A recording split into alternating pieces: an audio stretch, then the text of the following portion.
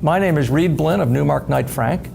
Today, we are pleased to welcome Deb D'Arcangelo, CEO of the Council for Relationships, to our Citybizlist interview. Welcome, Deb.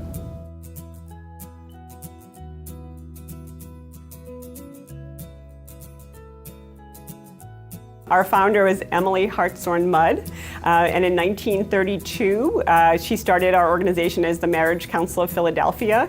And at that time, in marriages, often the husband was the decision maker and the wife did not have as much of a voice. So to level the playing field there, you would have couple therapy, and so the husband and wife would be able to communicate better, and that would improve their relationship. So that's been carried over to work with couples and families and individuals as well. And so 85 years later, we've expanded to be the size that we are, but it's still with the same principles of, how do you have people, in relationships work together and figure out how they can strengthen their relationships. So there is therapy for individuals, and we do use the family systems approach, which is really looking at everybody in the context of their relationships. So even if an individual comes to us, they're looked at in the context of their other relationships, and even if they're not involved with their family, their support systems or their friends and their acquaintances,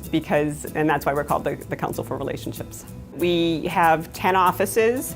We have 2 in Philadelphia, 6 in the Philadelphia suburbs, and 2 in New Jersey. So we have 65 therapists. We have half dozen psychiatrists and 50 interns who are all providing high quality therapy. They have more than 40 specialty areas, so they work with individuals, couples, and families. They provide workshops and classes to really help people, address their needs. Then we also have our education programs and also professional development programs. Our education programs include a 75-year-old postgraduate certificate in couple and family therapy program. It's been around for a long time and trained a lot of people. So if somebody might have a degree in social work or be in another healthcare field and want to become a couple and family therapist, that they would go through that program. That also includes a clergy track and a sex therapy track. We also have a master's program for 10 years with Thomas Jefferson University in couple and family therapy, and that's been a very successful program, and we have 20 students a year graduating from that program over the last 10 years. We also provide continuing education credits for professionals in mental health through a variety of programs offered throughout the year.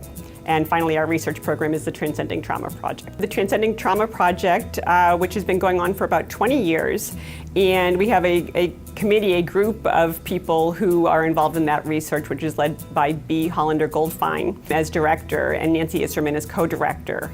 And that research has really looked at Holocaust survivors and their children and grandchildren.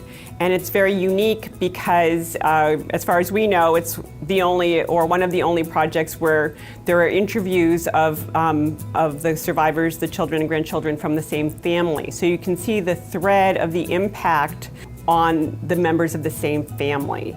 And so it's taught a lot about resilience, and it's amazing to learn what those families have learned from the Holocaust. And of course, there's all of the negativity, but there's also a lot of positivity in that those families have a lot of resilience.